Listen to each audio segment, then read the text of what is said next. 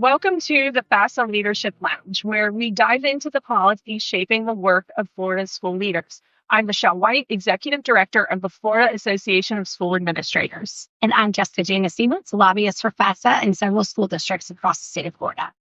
The fifth interim committee week took place last week, and it was quite a week last week. Yes, it was. It was also rather quiet, which is strange, but most of the committee meetings for us in the education world were canceled, and a few that took place have pretty small agendas. The most notable news, I think, probably from last week came from the House State Affairs Committee, where they heard 4 of the property tax bills that the House has proposed. These bills are all pretty similar with only a few tweaks and differences there, and they were all reported favorably at this meeting and will continue on to their next stop. Now, of course, that's no surprise. I think more than likely those property tax bills that are in the House are going to fly through the House. The real question, of course, remains, what is the Senate willing to do? Absolutely. It would be interesting. Sometimes we see that first day of session where one chamber has their priority bills ready to be passed on the floor the first day. Yep. So that will definitely be interesting to see how fast that moves, especially on the House side. Yes. So another interesting bill that was heard last week was House Bill 145, which would revamp Florida's sovereign immunity laws, which are designed to shield government agencies from lawsuits. This bill in particular focuses on people who pursue lawsuits over injuries caused by government negligence. The current law passed in 2010 caps the government liability at $200,000 for individuals and $300,000 if multiple people are involved in an incident. If this bill is passed, the cap would increase to $500,000 and $1 million, respectively. The bill still has one more committee stop, and of course, we're going to keep you updated on its progress. This is something that we have been fighting for, it seems, almost a decade. I agree. That's what I was just about to say. I think it's been a decade of this, and the proposals have really vary over the years. At least this current proposal doesn't seem as dramatic as some. I mean, we saw some where it was, I think, like $1 million per person and maybe even $3 million per incident. So it's certainly something that we're going to have to watch and see if it eventually makes it towards the finish line. It does seem to be moving in the House this year with some speed. So let's move along to this week, and it is going to be a very busy one. At the time of this recording, we'll have bills that we're tracking in 9 committees over the next few days. Among the bills of note that we are watching this week are Senate Bill 320, which is the Administrative Efficiency in Public Schools. That's the DREG 2.0, if you will, that we had as a proposal last year. Didn't really go anywhere last year, but they're back to the table again with that one. Senate Bill 318, which looks at educational scholarship programs and some of the issues, of course, that we have heard being discussed in committee. Senate Bill 124, which is for virtual schools. So we are going to be watching all of these. And also up in the Senate Big Appropriations Committee this week is the Rural Renaissance Bill, which is the Senate President's priority. We know we talked about that last year. Last year, it came out even earlier and, move through the process really rapidly. It's a little later for it to be in committee this year rather, but we will see. We know it's a major priority for the Senate President. So that'll be up this week too. Yeah. So similar to the, that House priority on property tax moving through quickly, this may be something that hopefully the Senate does the same, and we'll see what happens at the end and all things shake out. It's also a really good thing that, there's multiple people on our policy team now so that we can be in 9 different committees. Things are being heard and we can spread out across the Capitol. So it'll be really important when our members are here for Advocate at the end of January to continue to stress the message and talk about all of these issues, of course. So this is the final committee week before the start of the regular session. And the next episode, of course, will have a lot of updates about all of those bills moving and what's going on. So we're going to switch a little bit of gears now and talk about something that we haven't dug into yet, which is special elections. Yes, we currently have a number that are on the horizon. There are 4 currently vacant House seats and 2 vacant Senate seats here in Florida. The first special election is going to take place tomorrow, which is December 9th. And the rest of these special elections will take place on March 24th, which, for those of you who are thinking about the calendar, that is after the legislative session is due to end. Now, who knows? We know last year went into overtime, so it's possible that maybe we'll still be having something going on at that time. But if all things go as they're supposed to, these folks that are on the up for election on the 24th of March won't be coming to Tallahassee until the next session. Which, if we could just also pause on the fact that we're going to do a special election in an election year, Right. when those House seats are all open for election. So these candidates are going to immediately have to turn around and run again because they're filling a vacant seat that will be up for election in November. So That's right. That's exactly. a lot of money, a lot of things are being poured into these elections. But let's start with Senate District 11, which really covers a lot of Pasco and Hernando counties. It is currently vacant due to Blaise Ngola for resigning when he was appointed to become our chief financial officer.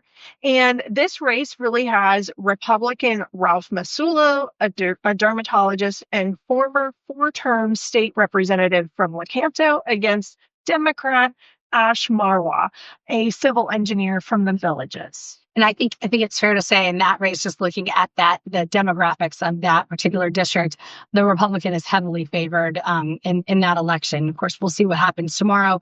But as you mentioned, Ralph Masulo is a former House member. He chaired some of our education committees during his time in the House. So if he comes back and is now in the Senate, we'll have to see if he continues on that education path. The other race tomorrow is for House District 90, which is on the east coast of Florida. This includes Boynton Beach and Delray Beach. This seat is vacant due to the death of Representative Joe Casello. The ballot has 3 candidates that are up tomorrow. They are a Democrat, Rob Long. He is currently the Delray Beach Delray Beach City Commissioner. Republican Maria Zach, she's a lobbyist from South Florida, and the NPA candidate Karen Yett is an accountant from Boynton Beach. So we'll see what happens there. Absolutely. So let's talk about the races for February, March. And we're going to start talking about House District 51. So this district is vacant because Representative Josie Tomkow resigned from office to run for Florida Senate District 14. So the district is in Central Florida. It runs along I-4, just west of Kissimmee, down to about Winter Haven. Stops just before Lakeland. That's right. And you will probably recognize, our listeners will recognize the name Representative Tomko. She has also sat on education committees during her time in the House, and then also even chaired our pre-K-12 appropriations committee in the past. So for the race for her House seat, former House seat, we have Hillary Holly, who's a Republican. She's running against Edwin Perez, a Democrat.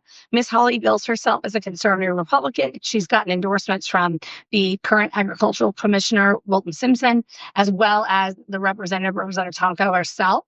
So that's always a big, endorsement when you get the person whose seat it currently was, endorsing you.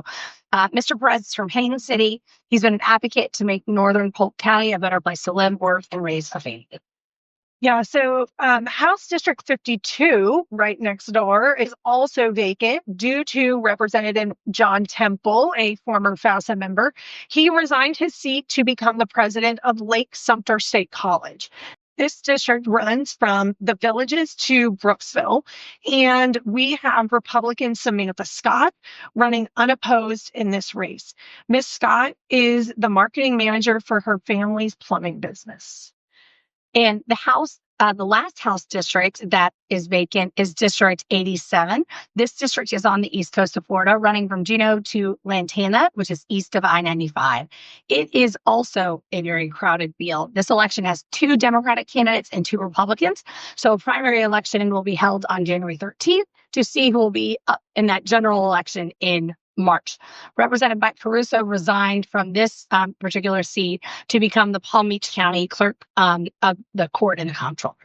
Yeah. So on the Republican side, Gretchen Fang is running against John Maples. And Ms. Fang is a real estate agent from West Palm Beach, and Mr. Maples is a financial advisor from Palm Beach Gardens. In the Democratic primary, we have Emily Gregory, who's running against Laura Levites. Miss Gregory is from Jupiter, and she runs a small business that provides the biggest community for pregnant and postpartum women. And Miss Levites is from Lake Worth, and she is a writer, comedian, producer, executive assistant, and more. Wonderful jobs. Okay. Well, she might be a little more busy if she gets elected. That's right. Add one more to the list. That's right. So the last special election race that we want to cover is for Senate District 14. This covers a large portion of the Tampa Bay area. The seat became vacant in August when Senator Jay Collins resigned to become Lieutenant Governor of Florida, of course. And we will see Brian Nathan, the Democrat, running against Josie Tomcal, who we already mentioned is the Republican running in that seat. That's right. So we just talked about her former House seat that has had the special election. This is obviously where former Representative Tomko is now running. She is a cattle rancher from Polk City, and she has been in the Florida House since 2018. So, and Mr. Nathan lives in Tampa. He's a Navy veteran. He is a member of the International Brotherhood of Electrical Workers, and his work has taken him across the state from military bases to commercial power stations. So we will definitely keep you updated with what happens with those two special elections that are happening this week, as well as the others that we anticipate in March. In last week's episode, we discussed that there were 5 candidates that are running for governor next year. It turns out there are a few more people running. We have 33 people now in total that have at least filed to run for governor of Florida. Now, obviously, the chances that most of these candidates are going to advance past qualifying or the primary election is very, very slim. More than likely, the field of candidates is going to be the folks that we talked about previously in the podcast, and then maybe if there's any kind of surprise name that enters the race. But we will certainly post a list of everyone running in the description for this podcast in case you'd like to see if any of your friends or neighbors are running for governor. You just never know. But as a reminder, to your point about adding the names of these 33 people to the resources, every episode of the Leadership Lounge now has all of the resources built in. When you go to the FAFSA website, make sure you check those out. It will have all of the bills and everything that we've talked about today. It'll have links for the candidates for those special elections.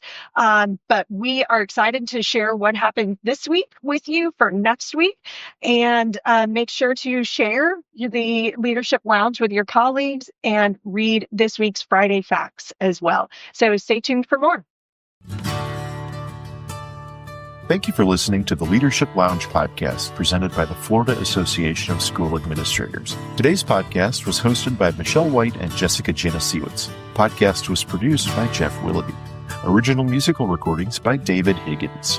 Make sure to subscribe to the podcast wherever you listen to your favorite podcasts. New episodes are released each Monday. For show topics, suggestions, questions, or comments, please email communications@fasa.net. We hope you enjoyed the show.